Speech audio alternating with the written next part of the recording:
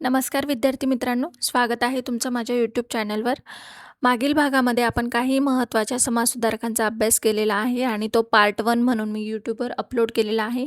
जर तुम्ही पार्ट 1 पाहिला नसेल तर तो आधी बघा आणि आज मी पार्ट 2चा अभ्यास आपण करणार आहोत. तर पार्ट 2मध्ये जे काही महत्त्वाचे समाजसुधारक राहिलेले होते ते मी इथे कव्हर करण्याचा प्रयत्न करते.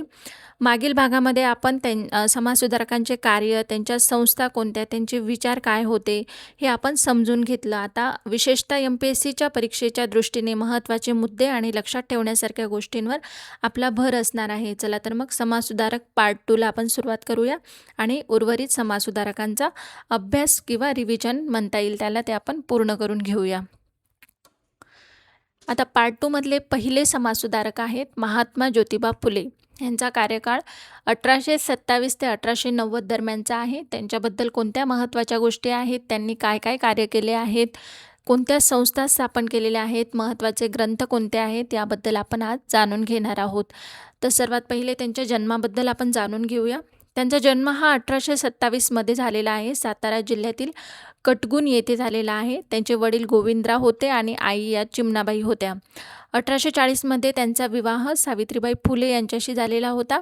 त्यानंतर त्यांच्या महत्त्वाचा मुद्दा म्हणजे त्यांच्या जीवनातील तो म्हणजे 1848मध्ये त्यांनी भिडेवाडा येथे मुलींची पहिली शाळा सुरू केली होती. आता त्या शाळेबद्दल आपण थोडंसं जाणून घेऊया. तात्यासाहेब भिडे यांच्या वाड्यात त्यांनी मुलींची पहिली शाळा सुरू केली होती. या शाळेत सावित्रीबाई फुलेंनी शिक्षिकेचे काम केले होते आणि ब्राह्मण लोकांना हे मान्य नव्हते, त्यामुळे त्यांनी त्यांच्या या कामाला विरोध केला होता. पण त्यांनी शिकवणे बंद केले नाही. शेवटी सनातनी लोकांनी याबाबत ज्योतिरावांचे वडील जे होते गोविंदराव त्यांच्याकडे तक्रार केली होती. म्हणून गोविंदरावांनी सावित्रीबाईंना शाळेत न जाण्याची आज्ञा केली होती. पण ज्योतिरावांना हे मान्य नव्हते, त्यामुळे या दोघांमध्ये मतभेद झाल्यामुळे ज्योतिरावांनी आणि सावित्रीबाईंनी शेवटी घर सोडण्याचा निर्णय घेतला होता आणि त्यानंतर त्यांनी घर सोडले आणि गंजपेठेत ते एका घरात राहण्यास त्यांनी सुरुवात केली होती. आणि या स्थितीमध्ये त्यांनी जी 1848मध्ये शाळा सुरू केली होती ती शाळा देखील बंद पडली होती. त्यानंतर त्यांनी 3 जुलै 1851ला बुधवार पेठेत मुलींची शाळा सुरू केली होती.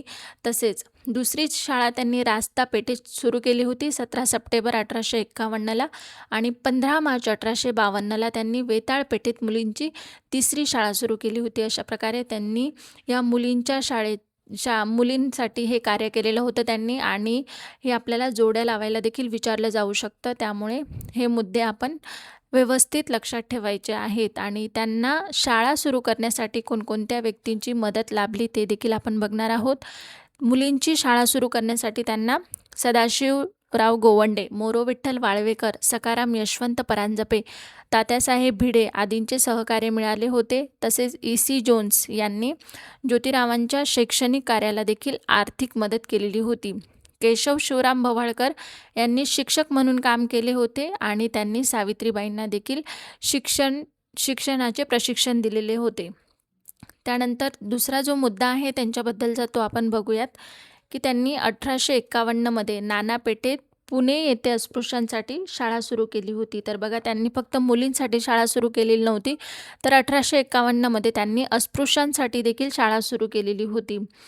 त्यानंतर सनातनी लोकांनी ती शाळा देखील बंद पाडलेली होती. 1852मध्ये त्यांनी पुणे शहरात वेताळ पेठेत सदाशिवराव बल्लाळ गोवंडे यांच्या वाड्यात अस्पृश्यांसाठी पुन्हा शाळा सुरू केली होती. तर अशा प्रकारे त्यांचा हा 1851मधील अस्पृश्यांसाठी शाळा सुरू केली होती ते मी तुम्हाला सांगितलेलं आहे. त्यानंतर 1855मध्ये त्यांनी प्रौढांसाठी रात्रशाळा सुरू केली होती आणि या शाळेत सावित्रीबाई फुले आणि ज्योतिबा फुले हे दोन्हीही प्रौढांना रात्रीचं शिक्षण देत होते. दिवसभर जी लोक काम करत असत, रात्री ते सावित्रीबाई फुले आणि ज्योतिबा फुले त्यांना शिक्षण देत असत. त्यानंतर 1863मध्ये त्यांनी बालहत्या प्रतिबंधक गृहाची स्थापना केली होती. आता या स्थापनेमागचा उद्देश आपण बघूयात.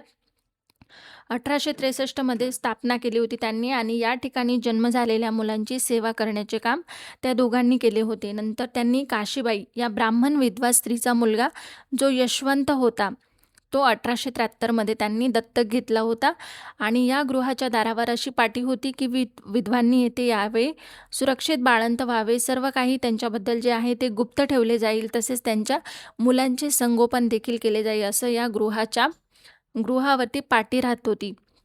तर अशा प्रकारे महात्मा ज्योतिबा फुले आणि सावित्रीबाई फुले यांनी निराधार व विधवा स्त्रियांना आधार देण्यासाठी या बालहत्या प्रतिबंधक गृहाची स्थापना केलेली होती. त्यानंतर 1868 त्यांनी स्वतःच्या घरातील पाण्याचा हौद अस्पृश्यांसाठी खुला केलेला होता. आता याच्याबद्दल आपण बघूयात. दलितांसाठी तसेच त्यांनी दलितांसाठी पहिले वाचनालय देखील सुरू केले होते. तर त्यांचं कार्य फक्त मुलींसाठी आणि प्रौढांसाठीच नव्हतं, तर त्यांनी अस्पृश्यांसाठी सुद्धा त्यांच्या घरातील जो काही पाण्याचा हौद होता तो 1868 त्यांच्यासाठी खुला करण्यात आलेला होता. त्यानंतर पुढचा जो महत्त्वाचा मुद्दा आहे तो म्हणजे सत्यशोधक समाज. 24 सप्टेंबर 1873 त्यांनी सत्यशोधक समाजाची स्थापना केली होती आणि संस्थापक ते स्वतः होते आणि अध्यक्ष आणि कोषाध्यक्ष देखील पहिले तेच होते सत्यशोधक समाजाचे. आता याचा उद्देश आहे जातीभेद, अस्पृश्यता, पुरोहितशाही व धार्मिक अंधश्रद्धेला विरोध करणे, सामाजिक समता प्रस्थापित करणे असे ह्या सत्यशोधक समाजाचे उद्दिष्ट होते. त्यानंतर या समाजाचे कार्यवाहक होते नारायण गोविंदराव कडलग आणि यानुसार एक महत्त्वाचं तत्त्व होतं, सत्यशोधक समाजाचं एक तत्त्व होतं की आईबापाला भेटण्यासाठी जशी मध्यस्थाची गरज नसते त्याप्रमाणे देवाची प्रार्थना करण्यास पुरोहिताची किंवा मध्यस्थाची आवश्यकता नसते. ही तत्त्वे ज्याला कोणाला कबूल असतील ते कोणीही या सत्यशोधक समाजाचे सभासद होण्यासाठी तयार होते.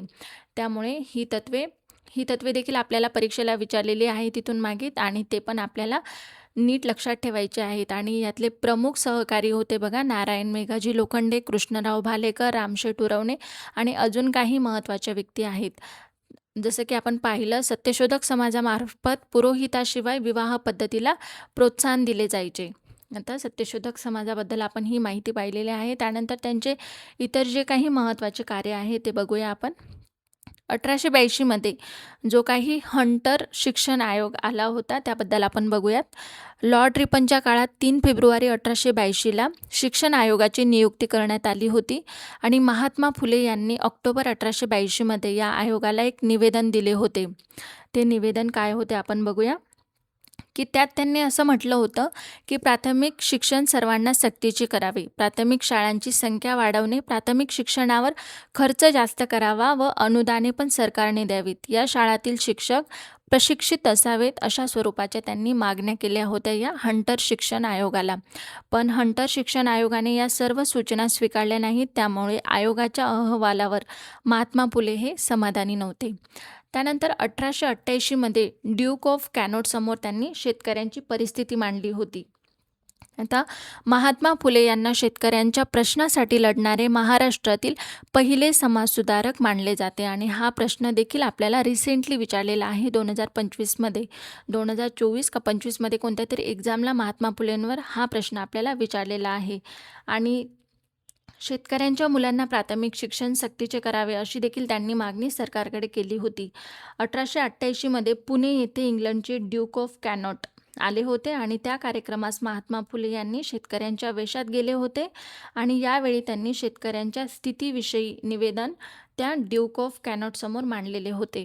त्यानंतर 11 मे 1888 त्यांना महात्मा ही पदवी प्रदान करण्यात आली. त्याबद्दल बघूया.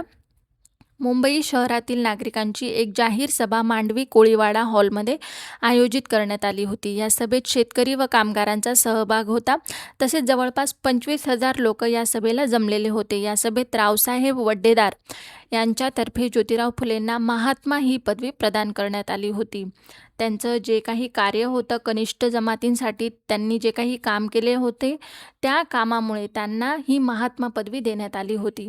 त्यानंतर 1889 त्यांनी न्हाव्यांची सभा घेऊन विधवांच्या केशवपणाला विरोध केलेला होता.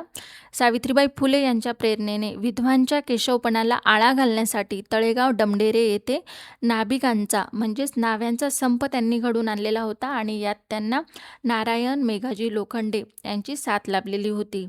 बहुपत्नीत्व, बालविवाह, जरट विवाह, केशवपण व वाघ्या मुरळी या सर्व प्रथांना महात्मा फुले यांनी विरोध केलेला होता.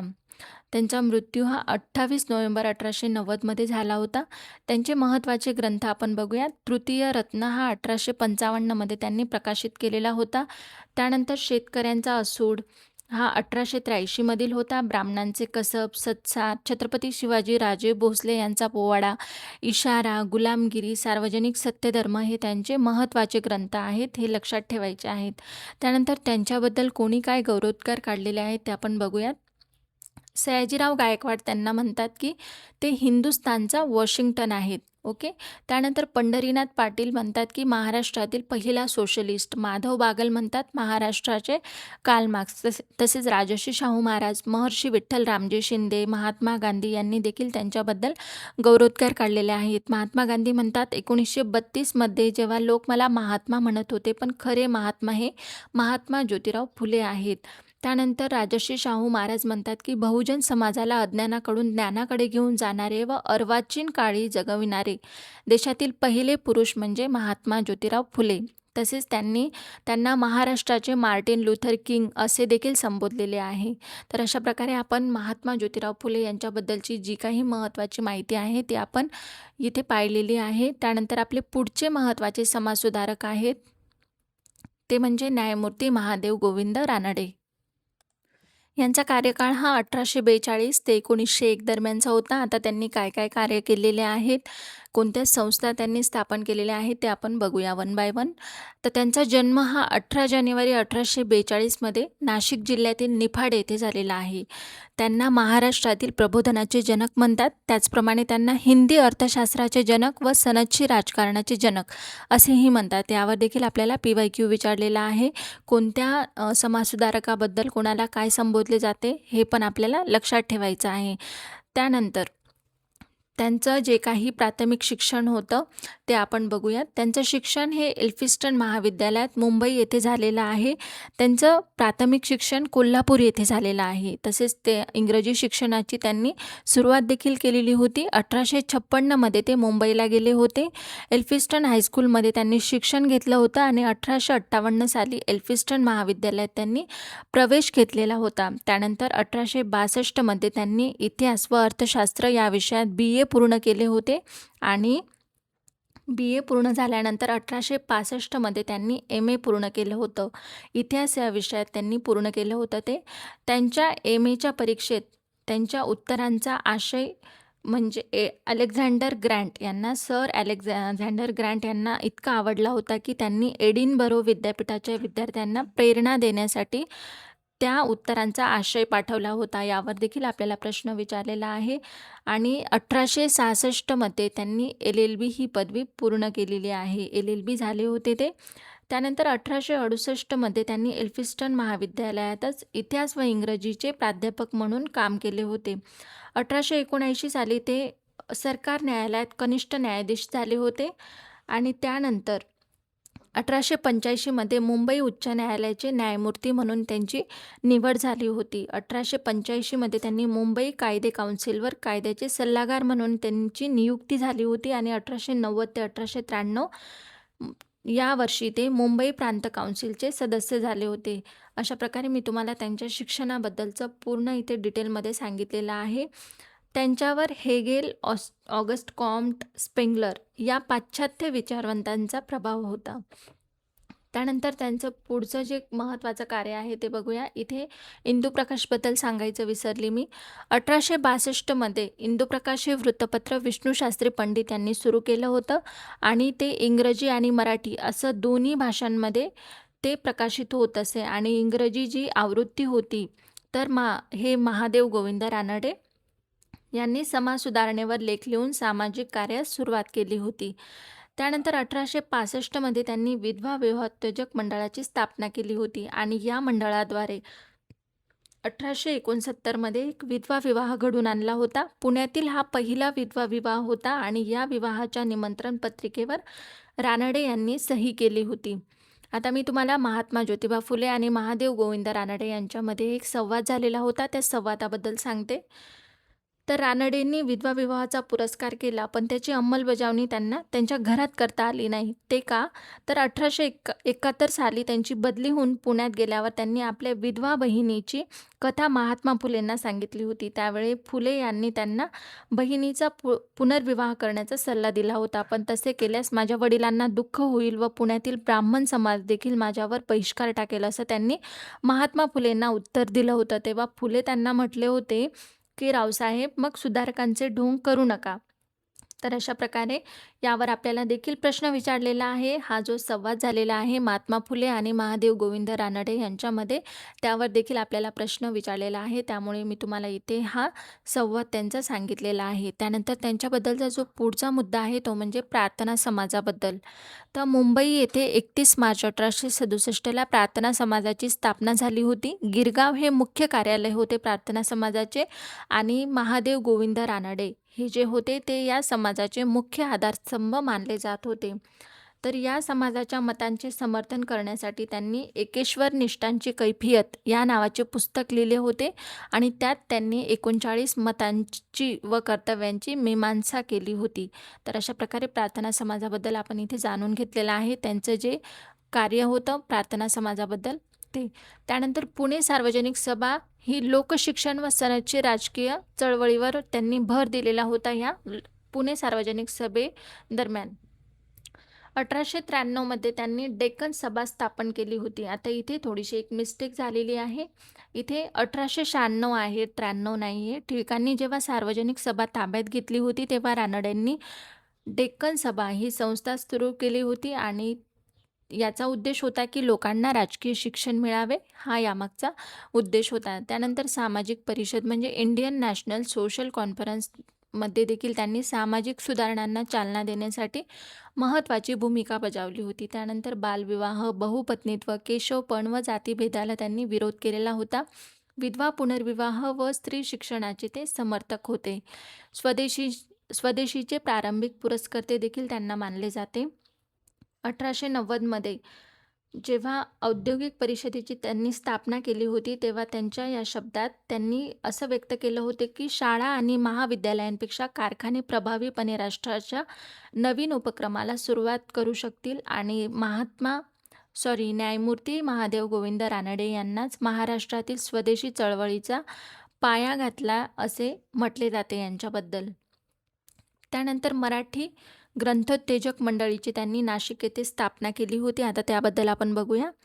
ग्रंथोत्तेजक मंडळी या नावाची त्यांनी संस्था स्थापन केली होती आणि इतिहासशास्त्रे, देशाची सुधारणा, उपयुक्त कथा आणि धर्माच्या संदर्भातील पुस्तके त्यांनी प्रसिद्ध करणे हा या संस्थेचा उद्देश होता. त्यांनी नाशिक येथे ही संस्था स्थापन केलेली होती. मराठी भाषा व साहित्याची उन्नती करणे, उपयुक्त मराठी ग्रंथांना प्रोत्साहन देणे आणि विविध विषयांवरील ग्रंथांच्या प्रकाशनाद्वारे ज्ञानप्रसार करणे हा याचा उद्देश होता. त्यानंतर महत्त्वाची कार्य बघूया त्यांची.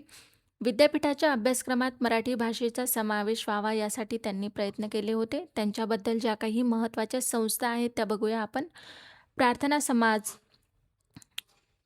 समाज, पुणे सार्वजनिक सभा, डेक्कन सभा, मराठी ग्रंथोत्तेजक मंडळी, औद्योगिक परिषद इत्यादी आणि इतर काही महत्त्वाच्या त्यांच्या संस्था आहेत त्या आपण पाहिलेल्या आहेत. त्यानंतर त्यांच्याबद्दल जे गौरवोद्गार आहेत ते आपण बघूयात. न्यायमूर्ती रानडे यांनी गोपाळकृष्ण गोखले यांना गुरु मानलेले होते. गोपाळकृष्ण गोखले यांनी न्यायमूर्ती रानडे यांना गुरु मानलेले होते आणि ॲलन ह्यूम यांनी देखील रानडे यांना गुरु मानले होते. आणि ॲलन ह्यूम त्यांच्याबद्दल म्हणतात की भारतात 24 देशांचा विचार करणारी एकच व्यक्ती आहे, ती म्हणजे रानडे. तर अशा प्रकारे त्यांनी त्यांच्याबद्दल गौरवोद्गार काढलेले होते. त्यानंतर त्यांचे प्रमुख ग्रंथ कोणते आहेत ते आपण बघूयात. Rise of Maratha power, essays on Indian economics, miscellaneous writing of mister justice Ranade हे त्यांचे प्रमुख ग्रंथ आहेत. तर अशा प्रकारे आपण महादेव गोविंद रानडे यांच्याबद्दलची महत्त्वाची माहिती पाहिलेली आहे. त्यानंतर आपले पुढचे समाजसुधारक आहेत डॉक्टर भाऊ दाजी लाड, ज्यांना आपण धन्वंतरी देखील म्हणतो. 1824 ते 1874 दरम्यानचा त्यांचा हा काळ आहे. त्यांना धन्वंतरी का म्हणतो हे तुम्हाला पुढे कळणारच आहे. आता त्यांच्याबद्दल त्यांची जी काही महत्त्वाची कार्य त्यांनी पार पाडलेले आहेत, जसं की स्त्री शिक्षण, राजकीय कार्य, शैक्षणिक कार्य काय आहे ते आपण स्टेप बाय स्टेप बघूया. सर्वात पहिले त्यांच्या जन्माबद्दल आपण जाणून घेऊया. त्यांचा जन्म हा मांजरी, गोवा येथे झालेला आहे 7 सप्टेंबर 1824ला. त्यांचं मूळ नाव रामचंद्र विठ्ठल लाड होतं. त्यांचं मूळ गाव हे गोव्याच्या पेडणे तालुक्यातील पारसे हे होते. इतिहास, भूगोल, रसायनशास्त्र व संस्कृत हे त्यांचे आवडीचे विषय होते. 1840मध्ये त्यांनी एल्फिन्स्टन महाविद्यालयात उच्च शिक्षणासाठी प्रवेश घेतला होता आणि 1843पर्यंत ते तिथे शिकले होते. त्यानंतर त्यांनी एल्फिन्स्टनमध्ये शिक्षक म्हणून काम सुरू केले होते. 1845मध्ये त्यांनी ग्रँड मेडिकल कॉलेजची स्थापना झाल्यानंतर तेथे विद्यार्थी म्हणून त्यांनी प्रवेश घेतला होता आणि त्यावेळी त्यांनी नोकरी सोडून त्या महाविद्यालयात विद्यार्थी म्हणून प्रवेश घेतलेला होता. 1851मध्ये त्यांनी वैद्यकीय पदवी घेतली होती आणि यावर्षी पदवी घेतलेले एकूण 8 विद्यार्थी होते आणि त्या 8 विद्यार्थ्यांपैकी ते एक होते. त्यानंतर त्यांनी 8 नोव्हेंबर 1851ला ग्रँट महाविद्यालय मेडिकल सोसायटीची स्थापना केली होती आणि या सोसायटीचे उपाध्यक्ष म्हणून त्यांनी कार्यभार स्वीकारलेला होता. त्यानंतर 1855 ते 1857 या काळात ते या संघटनेचे अध्यक्ष देखील होते. 1851मध्ये पदवी मिळाल्यानंतर त्यांनी मुंबईमध्ये स्वतंत्र खाजगी वैद्यकीय व्यवसाय सुरू केला होता आणि विविध वनस्पतींच्या वैद्यकीय गुणधर्माचे प्रयोग करून तपासणी करत असत ते आणि कुष्ठरोगावरील एक चांगले औषध शोधून काढल्यामुळे त्यांना धन्वंतरी असे म्हटले जाते. आणि त्यानंतर त्यांनी गरिबांसाठी देखील मोफत दवाखाना सुरू केलेला होता. तर अशा प्रकारे आपण त्यांचं वैद्यकीय शिक्षण आणि व्यवसाय याबद्दल माहिती जाणून घेतलेली आहे. त्यानंतर बॉम्बे असोसिएशनमध्ये त्यांनी 1852मध्ये जगन्नाथ शंकर शेठ यांच्या अध्यक्षतेखाली ही जेव्हा संघटना स्थापन झाली तेव्हा तिचे पहिले सरचिटणीस म्हणून डॉक्टर भाऊदाजी लाड यांनी कार्यभार स्वीकारलेला होता आणि ही भारतातील राजकीय स्वरूपाची पहिली संघटना मानली जाते. दादाभाई नौरोजी यांनी इंग्लंडमध्ये ईस्ट इंडिया असोसिएशनची स्थापना केली होती आणि मुंबईत देखील या संस्थेची शाखा स्थापन झाली होती आणि डॉक्टर भाऊदाजी लाड यांनी या संस्थेचे अध्यक्ष म्हणून काम पाहिले होते. त्यानंतर ब्रिटिश सरकारने 1859मध्ये व्यापार व व्यवसायावर कर बसवण्यासाठी लायसन्स बिल तयार केले होते आणि या बिलाविरुद्ध मुंबईच्या टाउन हॉलमध्ये एक सभा आयोजित करण्यात आली होती आणि या सभेमध्ये डॉक्टर भाऊदाजी लाड यांनी आपल्या भाषणातून त्यावर टीका केली होती. त्यानंतर त्यांचं शैक्षणिक कार्य आपण बघूयात. 1852मध्ये मुंबईच्या बोर्ड ऑफ एज्युकेशनचे ते सभासद म्हणून त्यांची निवड झाली होती. 1853 ते 1855 या काळात ते बॉम्बे असोसिएशनच्या वतीने मुंबई विद्यापीठाच्या स्थापनेसाठी देखील त्यांनी प्रयत्न केले होते. त्यानंतर 18 जुलै 1857ला मुंबई विद्यापीठाची जेव्हा स्थापना झाली होती त्यानंतर स्थापनेपासून तर त्यांच्या मृत्यूपर्यंत ते या विद्यापीठाचे संस्थापक सदस्य म्हणून त्यांनी काम केले होते. आता त्यांच्याबद्दल स्त्री शिक्षण व सामाजिक कार्य काय आहे ते आपण बघूयात. मुंबई प्रांतात सरकारने बालकन्या हत्येच्या विषयावर निबंध स्पर्धा आयोजित केली होती. त्यात भाऊदाजी लाड हे प्रथम आले होते. त्यांनी स्त्री बालहत्या प्रथेचा निषेध केला होता व स्त्रियांच्या शिक्षणाचा पुरस्कार केला होता. मुंबईतील लोहार चाळ येथे त्यांनी student literary and scientific association या संस्थेचे कन्या हायस्कूल काढले होते. डॉक्टर लाड यांनी या शाळेला 16,500 रुपयांची देणगी दिली होती आणि पुढे या शाळेला भाऊदाजी गर्ल्स स्कूल असे नाव मिळाले होते. ते स्वतः या संस्थेचे 10 वर्ष अध्यक्ष होते. त्यांनी विधवा विवाहाचा पुरस्कार केला व ते पुनर्विवाहाच्या मंडळीचे सदस्य देखील होते.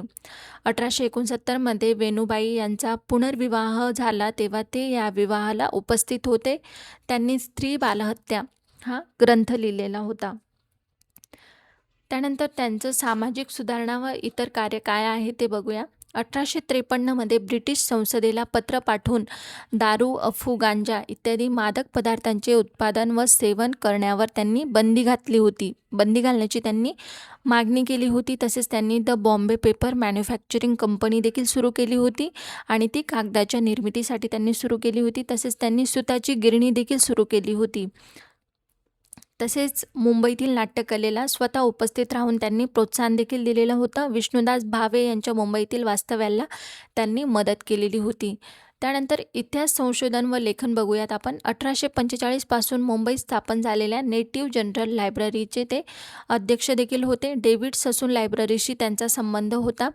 इतिहास संशोधनासाठी त्यांनी अनेक ताम्रपट, शिलालेखांचे ठसे व चित्रे यांचे संकलन देखील केलेले होते. मुंबईतील रॉयल एशियाटिक सोसायटीचे ते सभासद होते आणि या सोसायटीच्या जर्नलमध्ये त्यांनी 19 लेख लिहिलेले होते. कालिदासाचा काळनिर्णय, शकांचे हल्ले, जैन धर्माची परंपरा व हेमाद्रीचा काळ या विषयांवर त्यांनी संशोधनपर ग्रंथ लिहिलेले होते. त्यांनी गिरनार पर्वतावरील रुद्रामन शिलालेख व गुफांच्या शिलालेखांचे वाचन देखील केलेले होते.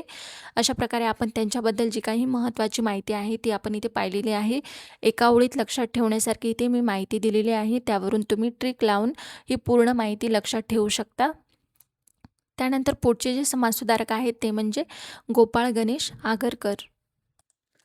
त्यांचा कार्यकाळ हा 1856 ते 1895 दरम्यानचा होता. आता त्यांचं जीवन, शिक्षण, शैक्षणिक कार्य आणि इतर काही महत्त्वाच्या सुधारणा आहेत त्या आपण बघूयात. त्यांचा जन्म हा 14 जुलै 1856ला झालेला आहे. सातारा जिल्ह्यातील कराडजवळ टेंबू या ठिकाणी त्यांचा जन्म झालेला आहे. प्राथमिक शिक्षण त्यांनी कराडला त्यांच्या मामाकडे केलेलं आहे. मुन्सफ न्यायालयात त्यांनी कारकुनाची नोकरी देखील केलेली आहे. पुढील शिक्षणासाठी ते रत्नागिरीला गेले होते आणि तिथे देखील त्यांनी कंपाऊंडरची नोकरी केलेली आहे.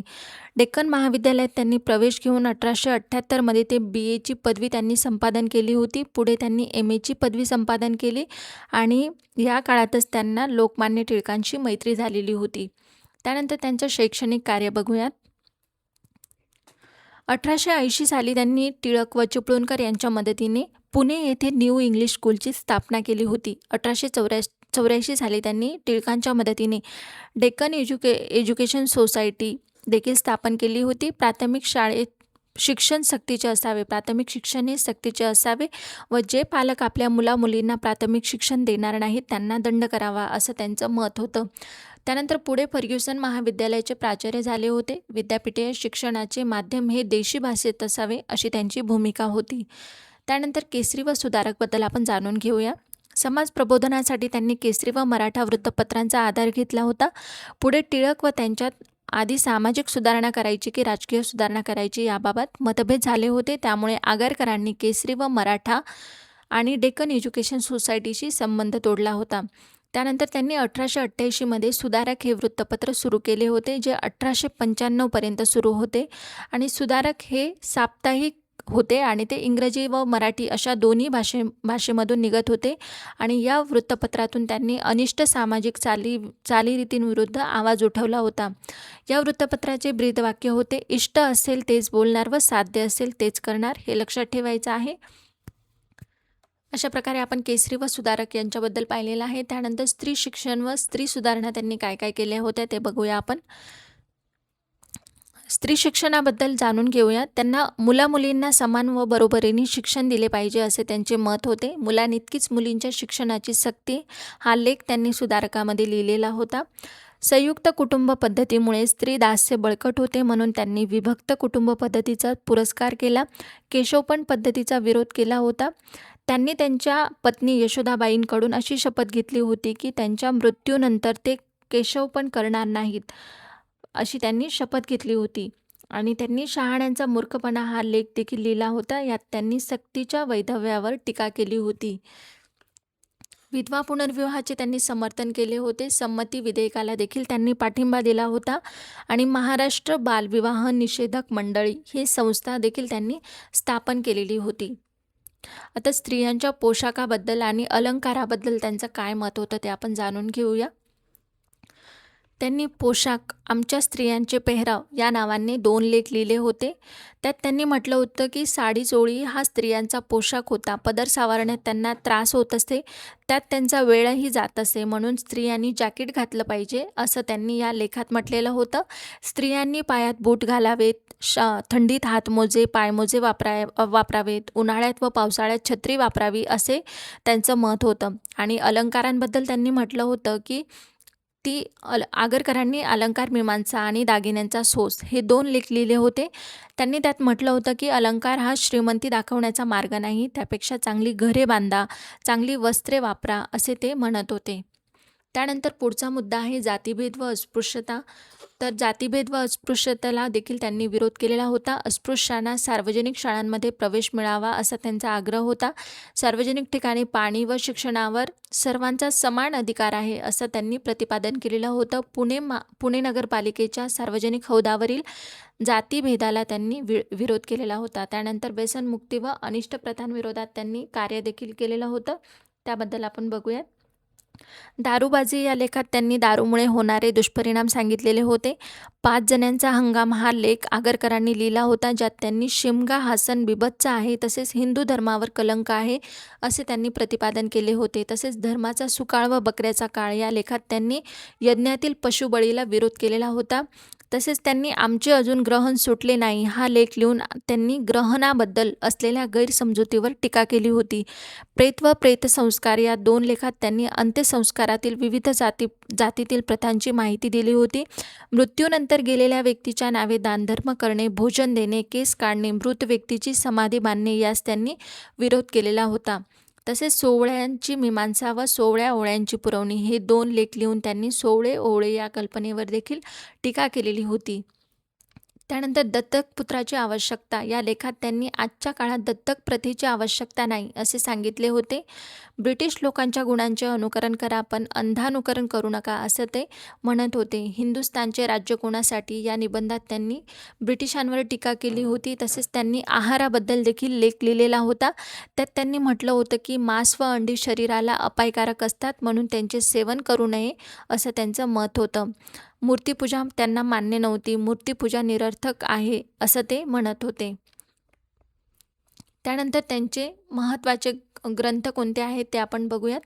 डोंगरीच्या तुरुंगातील आमचे 101 दिवस हा 1882 मध्ये प्रकाशित केलेला होता. विकार विलसित शेक्सपियरच्या हॅम्लेट या नाटकाचे त्यांनी मराठीत रूपांतर केलेले होते. त्यानंतर वाक्यमीमांसा, वाक्यांचे पृथक्करण हे त्यांचे महत्त्वाचे लेख आहेत. वाचाल तर चकित व्हाल हा त्यांचा लेख होता. हा त्यांचा निबंध होता. यात त्यांनी देशातील दारिद्र्याचे प्रमाण आकडेवारीसह दाखवून दिले होते.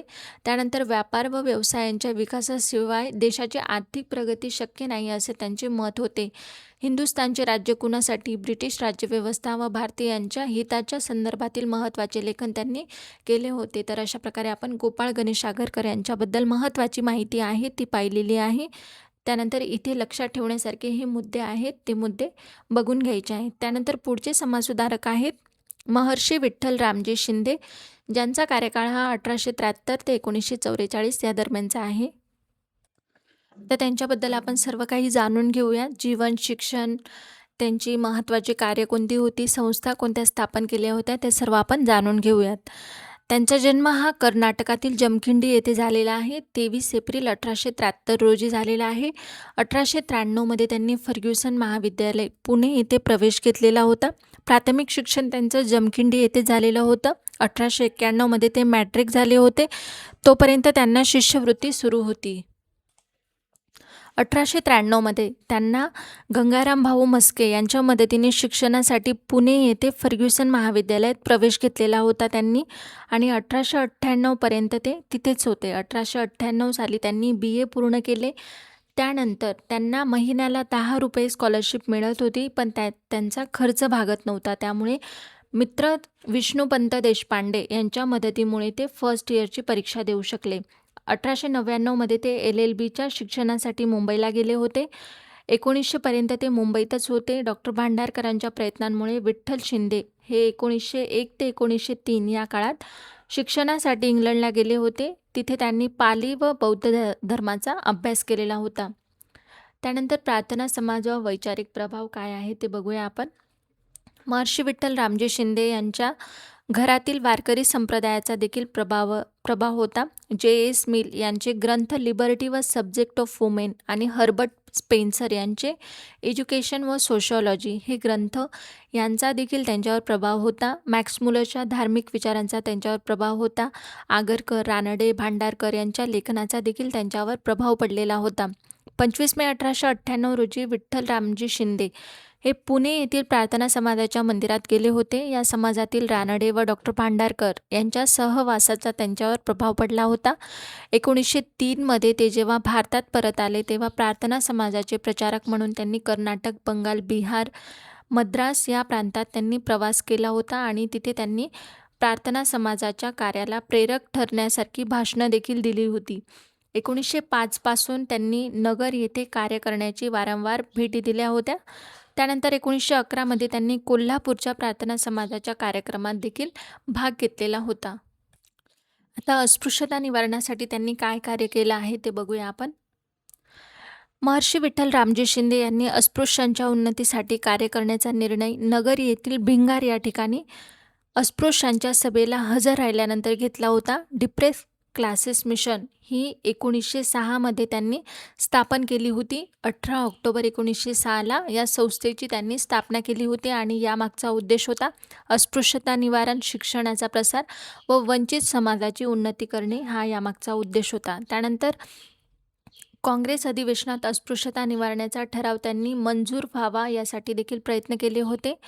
1917 मध्ये त्यांनी कलकत्ता काँग्रेस अधिवेशनात अस्पृश्यता निवारणाचा ठराव मंजूर झाला होता. त्यानंतर अखिल भारतीय अस्पृश्यता निवारण परिषद जी मुंबईला पार पडली होती 23 ते 25 मार्च 1918 दरम्यान, या परिषदेचे आयोजन त्यांनी मुंबईला केले होते. परिषदेचे अध्यक्ष हे सयाजीराव गायकवाड होते आणि स्वागत अध्यक्ष हे न्यायमूर्ती चंदावरकर होते. त्यानंतर 25 डिसेंबर 1920ला नागपूर येथे जी अखिल भारतीय अस्पृश्यता निवारण परिषद होती त्यात अध्यक्ष हे महात्मा गांधी होते आणि ही परिषद नागपूरला आयोजित केली होती. या परिषदेला मोतीलाल नेहरू, सरदार पटेल, सरोजिनी नायडू हे देखील उपस्थित होते आणि यावेळी देखील महत्त्वाचे ठराव पारित करण्यात आले होते. त्यानंतर अस्पृश्यांच्या स्वतंत्र मतदारसंघासाठी देखील त्यांनी स्वतंत्र मतदारसंघाला विरोध केलेला होता. 1932 मध्ये डॉक्टर बाबासाहेबांनी स्वतंत्र मतदारसंघाची जेव्हा मागणी केली होती तेव्हा अस्पृश्यांनी भारतीय समाजाच्या मुख्य प्रवाहापासून वेगळे पडू नये म्हणून त्यांनी या मागणीला विरोध केला होता. तसेच मांग या दलित जातीच्या समाजाची सुधारणा व्हावी व त्यांचे दारिद्र्य दूर व्हावे यासाठी देखील त्यांनी इंग्रज सरकारपुढे मांग वसाहत संकल्पना सादर केली होती. तसेच त्यांनी ज्या काही महत्त्वाच्या संस्था स्थापन केल्या आहेत त्या आपण बघूयात. डिप्रेस क्लासेस मिशन 1906 साली स्थापन केलेली, याच्याबद्दल आपण पाहिलं. अखिल भारतीय महिला संघ, भारतीय युवक, कृषक समाज, all India Maratha education conference, राष्ट्रीय मराठा संघ जी 8 नोव्हेंबर 1917 मध्ये त्यांनी स्थापन केलेली होती. त्यानंतर स्त्री शिक्षण व सामाजिक सुधारणा याबद्दल आपण बघूयात. 1919 मध्ये त्यांनी पुणे पालिकेने मुलांना सक्तीचे शिक्षण देण्याचा ठराव केला असता त्यांनी मुलींनाही समावेश करण्याची मागणी केली होती. मुलींना समान व सक्तीचे शिक्षण मिळावे अशी त्यांची भूमिका होती. देवदासी व मुरळी प्रथेला त्यांनी विरोध केला होता. वायकोम सत्याग्रह, पुणे पर्वती मंदिर सत्याग्रह हे देखील त्यांनी केलेलं होतं. 13 ऑक्टोबर 1930ला त्यांनी हा सत्याग्रह केलेला होता. त्यानंतर 25 एप्रिल 1910 रोजी त्यांनी मुरळी प्रतिबंधक परिषद देखील भरवलेली होती. त्यावेळी मुरळी करण्यासाठी घेऊन जात असलेल्या एका मुलीची त्यांनी सुटका केली होती. ही प्रथा बंद करण्यासाठी कार्यकर्त्यांचा त्यांनी संघ देखील उभारलेला होता. देवदासी प्रथेला प्रतिबंध करण्यासाठी त्यांनी शिवराम जनाबा कांबळे यांच्यासोबत कार्य देखील केलेलं होतं. तसेच त्यांनी मद्यपानाविरोधी चळवळीत सक्रिय सहभाग घेतलेला होता. होळीतील अनिष्ट प्रथांविरुद्ध त्यांनी प्रचार केला होता. तर अशा प्रकारे आपण स्त्री शिक्षण व सामाजिक सुधारणा त्यांच्या बघितलेल्या आहेत. त्यानंतर राष्ट्रीय चळवळ त्यांची बघूया आपण. लोकमान्य टिळक व महात्मा गांधी यांच्या राष्ट्रीय कार्याशी देखील त्यांचा संबंध होता. 1920 मध्ये असहकार आंदोलनात त्यांनी सहभाग घेतला होता आणि पुण्यात असहकार आंदोलनाच्या प्रचारात त्यांनी सक्रिय भूमिका बजावली होती. 8 नोव्हेंबर 1917ला त्यांनी राष्ट्रीय मराठा संघाची स्थापना केली होती. याचा उद्देश होता की मराठा समाजात जागृती करणे. त्यानंतर त्यांचं महत्त्वाचं लेखन आपण बघूयात. शेतकरी चळवळ राहिली आहे त्याबद्दल बघूयात. 1926 ते 1929 या काळात त्यांनी शेतकरी चळवळीत देखील सक्रिय सहभाग घेतलेला होता. महाराष्ट्रात विविध ठिकाणी त्यांनी शेतकरी परिषदा भरून शेतकऱ्यांना संघटित केले होते. 25 जुलै 1928 रोजी पुणे येथे शेतकरी परिषद भरवली होती. सरकारच्या सारावाढीला व तुकडेबंदीच्या विधेयकाला त्यांनी विरोध केलेला होता. पुढे काँग्रेसच्या शेतकरी संघटनेला त्यांनी पाठिंबा दिला होता. त्यांचं महत्त्वाचं लेखन बघूयात. माझ्या आठवणी व अनुभव हे त्यांचं आत्मचरित्र 1933 मध्ये त्यांनी प्रकाशित केलेलं आहे. भारतीय अस्पृश्यतेचा प्रश्न हा त्यांचा महत्त्वाचा ग्रंथ आहे. भागवत धर्माचा विकास व मराठ्यांची पूर्वपीठिका यावर देखील त्यांनी लेखन केलेलं आहे. कानडी मराठी संबंध, कोकणी मराठी संबंध, सुबोध पत्रिकेत देखील त्यांनी लेखन केलेलं आहे. अशा प्रकारे आपण महर्षी विठ्ठल रामजी शिंदे यांच्याबद्दलची महत्त्वाची माहिती इथे पाहिलेली आहे. त्यानंतर पुढील समाजसुधारक आहेत राजर्षी शाहू महाराज. तर यांच्याबद्दल आपण बघूयात. शाहू महाराजांचा जन्म हा 26 जून 1874ला झालेला आहे. जयसिंगराव आबासाहेब घाटगे हे त्यांचे वडील होते, जे कागल परगण्याचे जहागीरदार होते. शाहू महाराजांचे मूळ नाव यशवंत होते. 1708 साली कोल्हापूर स्वतंत्र राज्य म्हणून अस्तित्वात आले तेव्हा चौथे शिवाजी महाराज यांच्या पत्नी आनंदीबाई साहेब यांनी यशवंतराव यांना 17 मार्च 1884ला दत्तक घेतले होते आणि पुढे त्यांचे नाव त्यांनी शाहू छत्रपती असे ठेवले होते. त्यांचे शिक्षक जे होते ते कृष्णाजी भिकाजी गोखले व हरिपंत गोखले हे होते आणि मिस्टर फिट्झजेराल्ड हे त्यांचे मुख्य शिक्षक होते. 1885मध्ये महाराजांनी राजकोट येथील राजकुमार महाविद्यालयात त्यांना पाठवण्यात आले होते. त्यानंतर 1890 ते 1894 या काळात त्यांचे शिक्षण धारवाड येथे झाले होते. या ठिकाणी सर स्टुअर्ट फ्रेझर व सर रघुनाथराव व्यंकाजी सबनीस हे त्यांचे गुरु होते. त्यानंतर 2 एप्रिल 1894 रोजी शाहू महाराजांनी कोल्हापूर राज्याची सूत्रे हाती घेतली होती. तेव्हापासून ते मृत्यूपर्यंत म्हणजे 6 मे 1922 पर्यंत एकूण 28 वर्ष ते कोल्हापूर संस्थानचे राजे होते. त्यानंतर त्यांच्याबद्दल दुसरी महत्त्वाची माहिती आपण बघूयात. शिक्षण क्षेत्रातील त्यांचं कार्य काय आहे ते बघूया. प्राथमिक शिक्षण मोफत व सक्तीचे करावे यावर त्यांचा विशेष भर होता. प्रत्येक गावात किमान एक शाळा असावी व ती शाळा त्या गावात बहुसंख्येने असणाऱ्या जातीच्या व्यक्तीने चालवावी असे त्यांनी 1913 मध्ये जाहीर केलेलं होतं आणि 30 सप्टेंबर पासून त्यांनी प्राथमिक शिक्षण हे सक्तीचे केलेले होते आणि त्यांनी 8 सप्टेंबर 1917ला हा जाहीरनामा काढलेला होता आणि या जाहीरनाम्यावर हंगामी महसूल अधिकारी म्हणजे तेव्हाचे जे काही महसूल अधिकारी होते भास्करराव जाधव यांनी सही केलेली होती. त्यानंतर त्यांनी चिखली येथे पेटा करवीर येथे पहिली शाळा काढलेली होती. 18 मार्च 1918 रोजी त्यांनी या शाळेची स्थापना केली होती. 1918 साली 27 शाळांमधून 1896 विद्यार्थी शिक्षण घेत होते. 1922 मध्ये ही संस्था 420 शाळा व 22,000 विद्यार्थी एवढी झाली होती. शाहू महाराज म्हणाले होते, प्राथमिक शिक्षणावर माझा भर आहे तरी माध्यमिक व उच्च शिक्षणाकडे माझं लक्ष कमी नाही असं त्यांनी शिक्षणाबद्दल म्हटलेलं होतं. त्यानंतर वसतिगृह चळवळ आपण बघूया. विविध जाती जमातींच्या विद्यार्थ्यांसाठी त्यांनी स्वतंत्र वसतिगृहे सुरू करून शिक्षणाला प्रोत्साहन दिलेलं होतं. 1896 मध्ये जेव्हा दुष्काळ पडला होता तेव्हा शाहू महाराजांनी सर्व जाती जमातींच्या विद्यार्थ्यांसाठी हे वसतिगृह काढले होते. त्याचे नाव मराठा बोर्डिंग असे होते. सुरुवातीला यात सर्व जातींचे विद्यार्थी होते पण नंतर यात जातीयता पाळण्यात येऊ लागली. परिणामी फक्त ब्राह्मण विद्यार्थी तेथे शिल्लक राहिले होते. अखेर ते वसतिगृह 1911 मध्ये बंद पडले होते.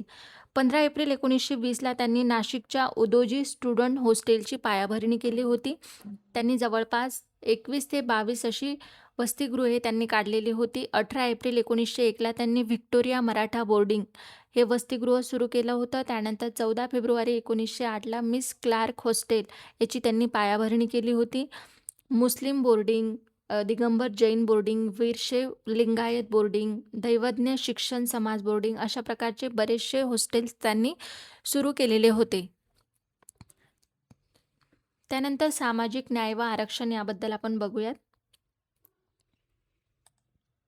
शाहू महाराजांनी बहुजन समाजातील मागासलेल्या लोकांसाठी शासकीय आणि निमशासकीय नोकऱ्यात 50% जागा राखीव ठेवण्याचे हुकूम 26 जुलै 1902 रोजी काढले होते. प्रत्येक खात्याच्या प्रमुखाने या हुकुमानंतर भरलेल्या जागांचा तिमाही अहवाल सादर केला पाहिजे असे त्या हुकुमात स्पष्ट केलेले होते.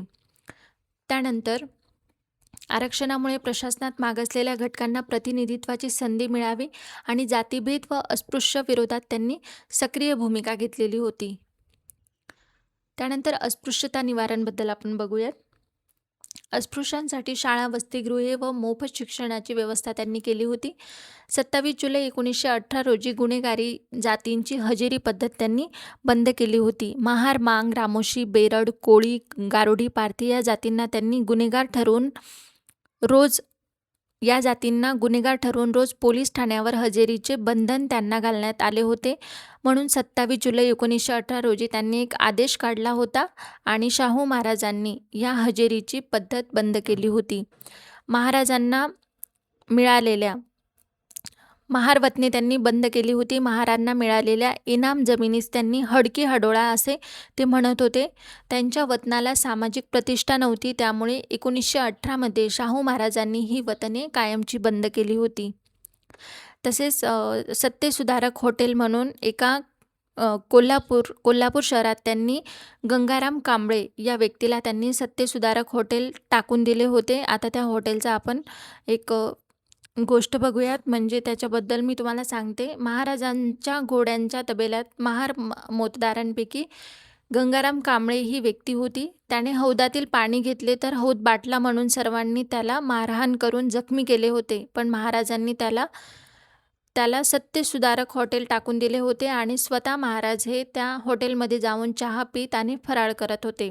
त्यानंतर महाराजांच्या मृत्यूनंतर गंगाराम कांबळे यांनी कोल्हापूरच्या एका बागेत त्यांचं स्मारक देखील उभं केलं होतं. त्यानंतर डॉक्टर बाबासाहेब आंबेडकर व महाराजांचे संबंध कसे होते ते आपण बघूयात. डॉक्टर बाबासाहेब आंबेडकरांच्या सामाजिक कार्याला शाहू महाराजांनी पाठिंबा दिला होता. त्यांचं जे मूकनायक हे वृत्तपत्र होतं त्याला त्यांनी आर्थिक मदत केली होती. अस्पृश्य समाजाच्या नेतृत्वाबाबत बाबासाहेबांविषयी त्यांना मोठा विश्वास होता. आता त्यांनी कोणकोणत्या वृत्तपत्रांना मदत केली आपण ते बघूयात. जागरूक 1917 प्रकाशित झालेलं वृत्तपत्र जे वालचंद कोठारे यांचं आहे, या वृत्तपत्राला त्यांनी मदत केली होती. विजय मराठा, मूकनायक, राष्ट्रवीर साप्ताहिक, संदेश साप्ताहिक, शिवछत्रपती, हंटर, ब्राह्मणेतर, प्रबोधन, जागृती, डेक्कन रयत, राष्ट्रवीर, दीनमित्र, कैवारी, तेज, तरुण मराठा या सर्व वृत्तपत्रांना शाहू महाराजांनी आर्थिक मदत पुरवलेली होती. स्त्री सुधारणाबद्दल आपण बघूयात. स्त्री शिक्षणाला त्यांनी प्रोत्साहन दिलेलं आहे. मुलींसाठी स्वतंत्र शाळांची व्यवस्था त्यांनी केली होती. विधवा पुनर्विवाहाला प्रोत्साहन दिलेलं होतं. आंतरजातीय विवाहाला त्यांचा पाठिंबा होता. देवदासी प्रथेला प्रतिबंध करण्यासाठी त्यांनी प्रयत्न केले होते. स्त्रियांवरील अन्यायकारक सामाजिक प्रथांविरोधात त्यांनी कायदे व सुधारणा केले होते. त्यानंतर सत्यशोधक समाजाबद्दल आपण बघूयात.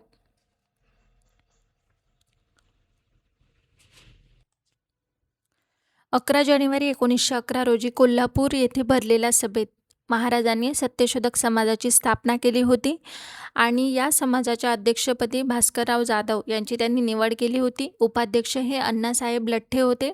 कार्यवाह हरिभाऊ चव्हाण होते आणि कोल्हापूर प्रमुख होते हे बाबूराव कदम. तर जुलै 1913 सत्यशोधक समाजाची त्यांनी पहिली शाळा सुरू केली होती. ब्राह्मणेतर समाजात शिक्षण व सामाजिक जागृती घडवण्यावर त्यांचा विशेष करून भर होता. 1918 कोल्हापूरमध्ये त्यांनी आर्य समाजाची शाखा स्थापन केली होती आणि शाहू महाराजांनी स्वतःला आर्य समाजी घोषित केले होते. आर्य समाजाच्या शैक्षणिक व सामाजिक सुधारणांना त्यांनी पाठिंबा दिलेला होता. 1918 महाराजांनी राजाराम महाविद्यालय, राजाराम हायस्कूल, ट्रेनिंग हायस्कूल आणि पाटील तलाठी क्लास या संस्था आर्य समाजाच्या ताब्यात दिलेल्या होत्या.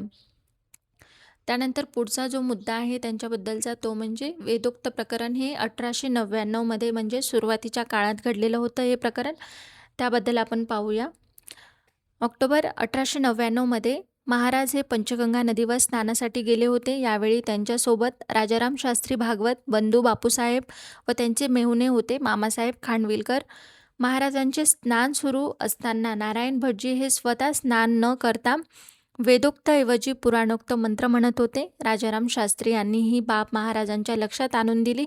महाराजांनी त्यांचे कारण विचारल्यावर त्यांनी असं सांगितलं, वैदिक मंत्राच्या वेळी स्नानाची आवश्यकता असते. शूद्राला पुराणोक्त मंत्र सांगावे लागतात, म्हणून मला स्नानाची आवश्यकता नाही असं त्यांनी उत्तर दिलं होतं. पण आपण शूद्र नाही तर क्षत्रिय आहोत असे महाराजांनी म्हटल्यावर नारायण भटजीने ब्राह्मण वर्ग जोपर्यंत तुम्हाला क्षत्रिय म्हणून मान्यता देत नाही तोपर्यंत तुम्ही शूद्रच आहात अशी भूमिका घेतली होती. हे उत्तर महाराजांसाठी धक्कादायक होते. या धार्मिक अन्यायाची महाराजांना चीड आली होती. या घटनेमुळे महाराज विचारप्रवण व चिंतनशील बनले आणि अधिकाधिक सामाजिक सुधारणाकडे ते वळलेले होते. हे वेदोक्त प्रकरण संपूर्ण महाराष्ट्रात पसरले होते आणि ब्राह्मण व ब्राह्मणेतर असे 2 गट तयार झाले होते. राजोपाध्याय यांना लोकमान्य टिळक, नची केळकर, महादेव बोडस, बाळासाहेब नातू, दादासाहेब करंदीकर, चिपळूणकर व महाराष्ट्रातील सनातनी ब्राह्मणांनी पाठिंबा दिला होता. टिळकांनी तर केसरीत महाराजांच्या विरोधात याविषयी लेख देखील लिहिले होते. अशा प्रकारे हे वेदोक्त प्रकरण 1899 होतं. त्यांच्याबद्दल आपण जी काही महत्त्वाची माहिती आहे ती इथे पाहिलेली आहे. त्यानंतर पुढचे समाजसुधारक आहे डॉक्टर बाबासाहेब आंबेडकर. 1891 ते 1856 हा त्यांचा कार्यकाळ होता. त्यांच्याबद्दल आपण सर्व काही इथे जाणून घेणार आहोत. सर्वात पहिले आपण त्यांचा जन्म, शिक्षण व प्रारंभिक जीवन याच्याबद्दल जाणून घेऊया. त्यांचा जन्म 14 एप्रिल 1891ला मध्य प्रदेशातील इंदूरजवळील महू येथे झालेला आहे. रत्नागिरीच्या दापोली तालुक्यातील आंबवडे हे त्यांचं मूळ गाव होतं. त्यांचे वडील रामजी मालोजी सपकाळ हे ब्रिटिश लष्करात सुभेदार होते आणि ते सुभेदार मेजर म्हणून सेवानिवृत्त झाले होते. त्यांच्या आईचं नाव होतं भीमाबाई. 1908 ते 1912 या काळात मुंबईच्या एल्फिस्टन महाविद्यालयातून त्यांनी BA केलं होतं. यानंतर वडिलांची फारशी इच्छा नसताना त्यांनी बडोदा संस्थानात नोकरी देखील केली होती. तेथील शिष्यवृत्तीच्या आधारे ते जुलै 1913मध्ये अमेरिकेत उच्च शिक्षणासाठी गेले होते. बाबासाहेब आंबेडकर हे 3 लोकांना गुरु मानत होते. ते होते गौतम बुद्ध, संत कबीर आणि महात्मा फुले असे 3 व्यक्ती होते. त्यानंतर साऊथबरो कमिटी 1919मध्ये झालेली, तिच्याबद्दल आपण जाणून घेऊया.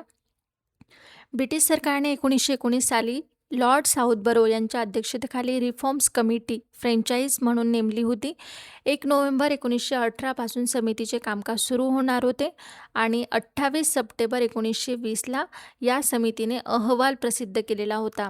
साऊथबरो कमिटीत चिमनलाल सेटलवाड, जी रायनी, प्रभाशंकर पट्टणी, मो रहीम बख्श, साहिबजादा अफ्ताब अहमद खान असे बरेचसे लोक यात सामील होते आणि इतर ब्रिटिश अधिकारी देखील यात सामील होते.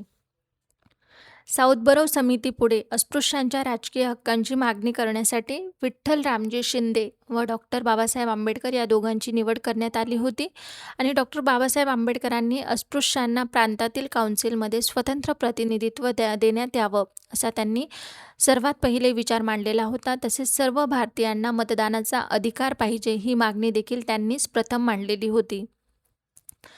त्यानंतर महत्त्वाच्या परिषदा आपण बघूया तिथे. दक्षिण महाराष्ट्र बहिष्कृत वर्ग परिषद जी माणगावला पार पडलेली होती 21 व 22 मार्च 1920च्या दरम्यान. प्रमुख पाहुणे होते राजर्षी शाहू महाराज आणि या परिषदेचे अध्यक्ष डॉक्टर बाबासाहेब आंबेडकर होते आणि संयोजक होते आप्पासाहेब दादगोंडा पाटील. त्यानंतर दुसरी जी परिषद होती अखिल भारतीय बहिष्कृत समाज परिषद नागपूर येथे पार पडली होती. 30-31 मे व 1 जून या दरम्यान पार पडलेली होती. यात अध्यक्ष होते शाहू महाराज, स्वागत अध्यक्ष होते बाबू कालीचरण नंदा गवळी आणि सचिव होते गणेश अक्काजी गवई व किसन फागोजी. त्यानंतर अखिल भारतीय अस्पृश्यता परिषद जी दिल्ली येथे पार पडली होती 13 ते 16 फेब्रुवारी दरम्यान 1922ला. ही परिषद गणेश अक्काजी गवई यांनी भरवली होती. परिषदेचे अध्यक्ष शाहू महाराज होते. मुंबई इलाका अस्पृश्यता निवारण परिषद ही परिषद 26 डिसेंबर 1923ला पुणे येथे पार पडली होती आणि या परिषदेचे 4थे अधिवेशन झाले होते. ब्राह्मणेतर पक्षाचे नेते धनजी कुपर हे या अधिवेशनाचे अध्यक्ष होते. इथे धनजी कुटर झालेला आहे तर ते धनजी कुपर आहे. तर या अधिवेशनात 25 ठराव पास झाले होते. अस्पृश्यऐवजी आदी हिंदू हा शब्द वापरावा असं इथे यांचं मत होतं.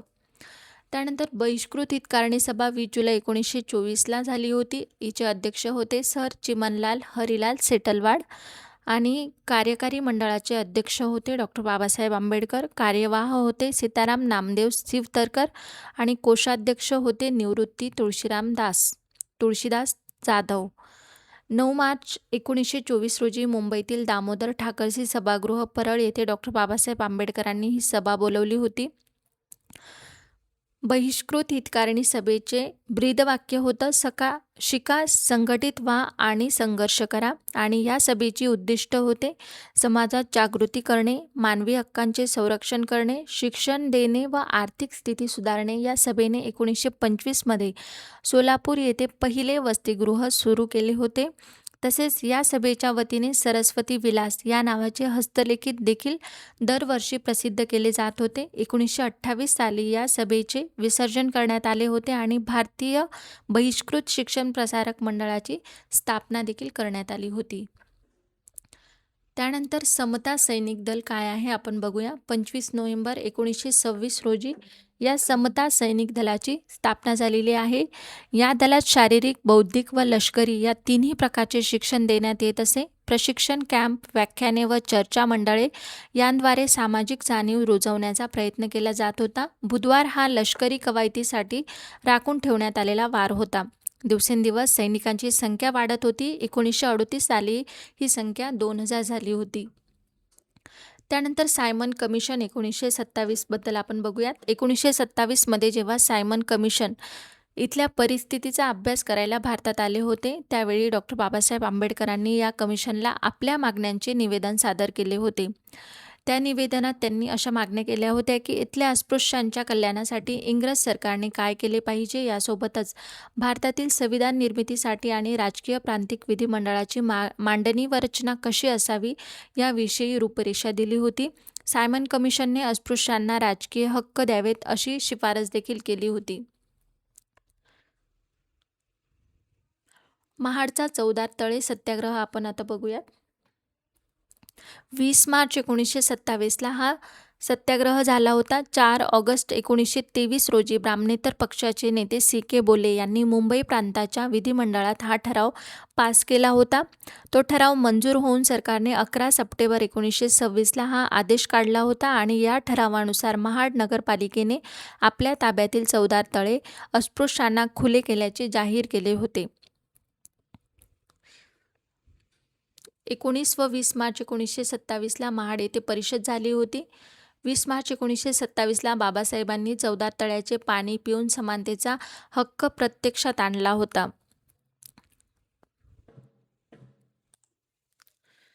पाण्यासाठी व समतेसाठी महाड येथे बाबासाहेबांनी केलेला हा सत्याग्रह जगात पहिलाच असा सत्याग्रह होता. त्यानंतर मनुस्मृतीचं दहन याबद्दल आपण बघूयात. 25 डिसेंबर 1927 रोजी डॉक्टर बाबासाहेब आंबेडकरांनी हा सत्याग्रह परिषद महाड येथे आयोजित केली होती आणि या परिषदेचे स्वागत अध्यक्ष दीपू गायकवाड होते. अनंत चित्रे व सुरभा टिपणीस यांचाही यात सहभाग होता. यावेळी मनुस्मृती दहनाचा निर्णय घेण्यात आला होता. मडके बुवा म्हणजेच गणपत महादेव जाधव आणि बापूसाहेब गंगाधर सहस्त्रबुद्धे यांनी हे काम केलेलं होतं. अंबादेवी मंदिर सत्याग्रह बघूया आपण. 15 फेब्रुवारी 1928ला झालेला होता. डॉक्टर पंजाबराव देशमुख यांच्या नेतृत्वाखाली हा सत्याग्रह सुरू झालेला होता. अमरावती येथे अंबादेवीचं मंदिर आहे. या मंदिरात अस्पृश्यांना प्रवेश मिळावा म्हणून हा सत्याग्रह सुरू झालेला होता. 15 फेब्रुवारी 1928 रोजी डॉक्टर बाबासाहेबांनी देखील यात सहभाग घेतलेला होता. त्यानंतर समाज समता संघ 4 सप्टेंबर 1927ला त्याबद्दल बघूया. डॉक्टर बाबासाहेब आंबेडकरांनी 4 सप्टेंबर 1927 रोजी समाज समता संघाची स्थापना केली होती. या संस्थेच्या कार्यक्रमात जातीभेद मोडण्यासाठी दलित व दलितांमध्ये सहभोजनाचा समावेश केलेला होता. अस्पृश्यांना वैदिक विवाह करण्याचा हक्क आहे हे सिद्ध करण्यासाठी समाज समता संघातर्फे काही विवाह वैदिक पद्धतीने लावण्यात आले होते आणि या समता संघाचे मुखपत्र समता हे वर्तमानपत्र होते आणि देवराव नाईक हे या समता वर्तमानपत्राचे संपादक होते. हे प्रश्न देखील आपल्याला विचारले जातात, त्यामुळे ही महत्त्वाची माहिती आहे, ही लक्षात ठेवायची आहे. त्यानंतर पुढचा जो मुद्दा आहे तो म्हणजे काळाराम मंदिर सत्याग्रह. काळाराम मंदिर सत्याग्रह आपण बघूया त्याबद्दल.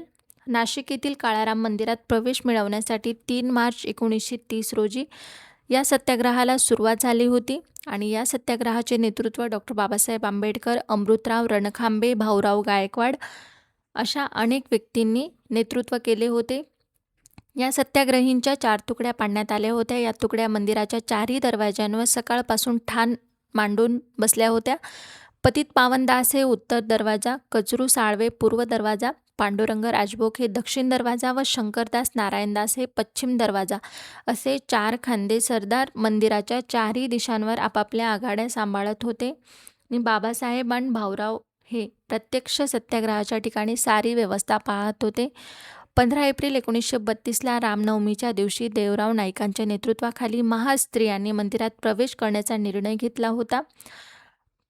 अशा प्रकारचा हा जो सत्याग्रह आहे टोटल 5 वर्ष 7 महिने व 11 दिवस चाललेला हा सत्याग्रह होता. त्यानंतर गोलमेज परिषद 1930 बद्दल आपण जाणून घेऊया. लंडन येथे 12 नोव्हेंबर 1930 रोजी पहिली गोलमेज परिषद भरली होती आणि या परिषदेत 85 प्रतिनिधी सहभागी झाले होते.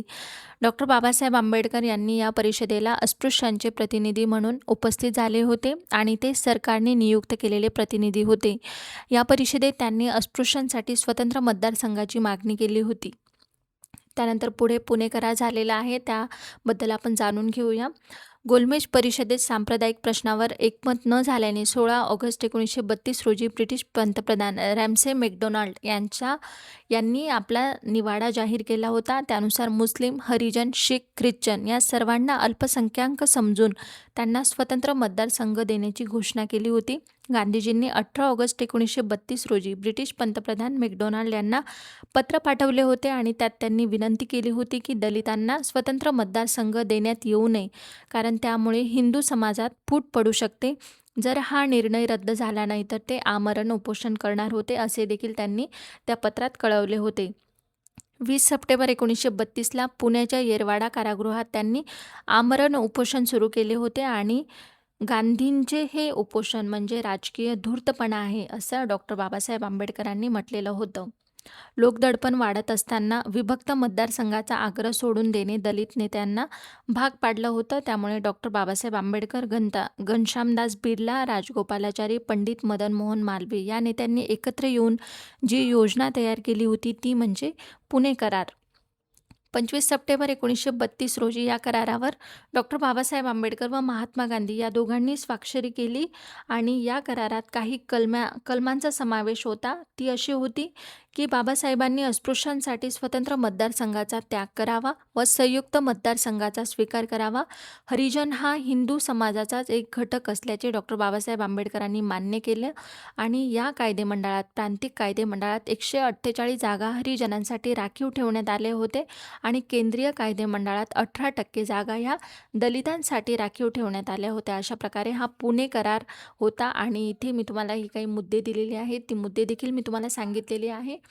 त्यानंतर येवला परिषद ही 13 ऑक्टोबर 1935 दरम्यान झालेली होती आणि ही नाशिक जिल्ह्यातील येवला या ठिकाणी झाली होती आणि यात ऐतिहासिक घोषणा त्यांनी अशी केली होती की मी हिंदू म्हणून जन्माला आलो तरी मी हिंदू म्हणून मरणार नाही, अशी त्यांनी येवला परिषदेत घोषणा केलेली होती. त्यानंतर स्वतंत्र मजूर पक्ष 15 ऑगस्ट 1936 दरम्यान काय झाले होते ते आपण बघूयात. डॉक्टर बाबासाहेब आंबेडकरांनी 15 ऑगस्ट 1936ला या पक्षाची स्थापना केली होती. या पक्षाचे ते अध्यक्ष होते व या पक्षाचे मुखपत्र हे जनता होते.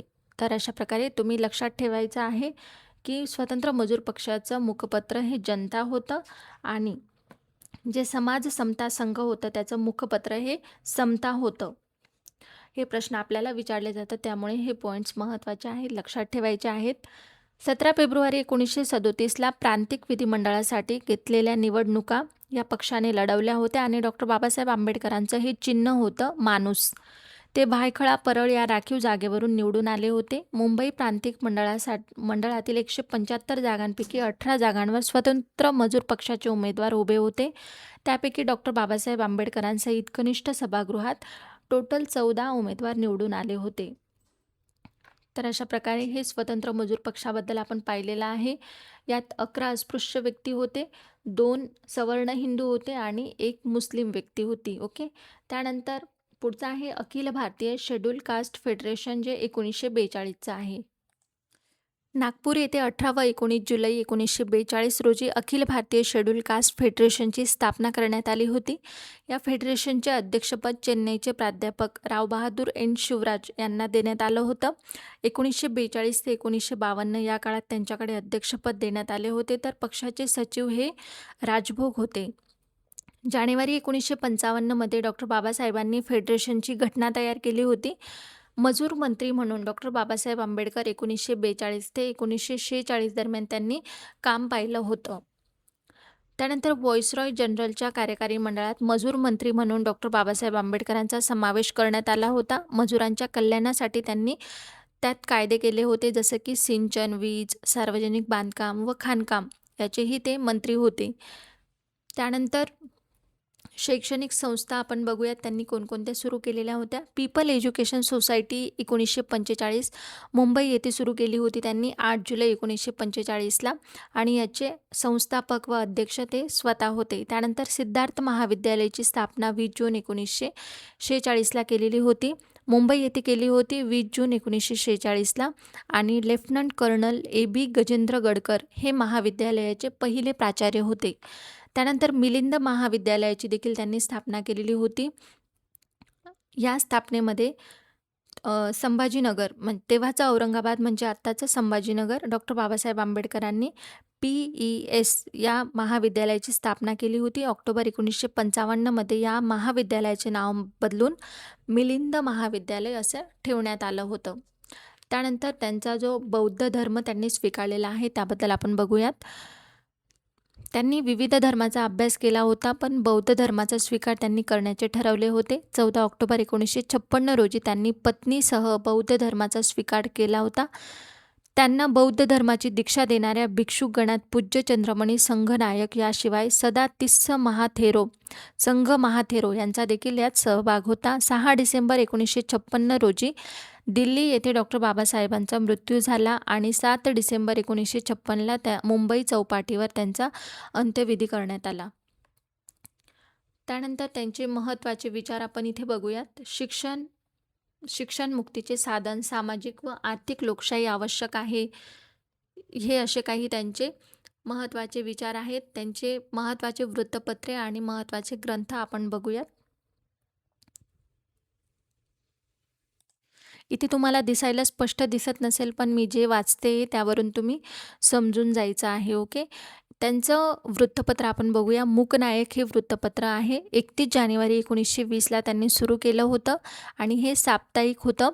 मूकनायक नावाखाली संत तुकारामांचा अभंग देखील होता. छत्रपती शाहू महाराजांनी मूकनायक पत्र सुरू करण्यासाठी डॉक्टर बाबासाहेब आंबेडकरांना टोटल 2500 रुपये दिले होते. त्यानंतर बहिष्कृत भारत हे 3 एप्रिल 1927ला त्यांनी सुरू केलेलं वृत्तपत्र होतं आणि हे पाक्षिक स्वरूपात त्यांनी प्रसारित केलेलं होतं. दुसऱ्या अंकापासून बहिष्कृत भारतावर बिरुदावली म्हणून ज्ञानेश्वरांच्या पुढील ओव्या उद्धृत केल्या असत. त्यांच्या ज्ञानेश्वरांच्या काही ओव्या होत्या, त्या बहिष्कृत भारत या वृत्तपत्रात त्यांनी उद्धृत केलेल्या होत्या.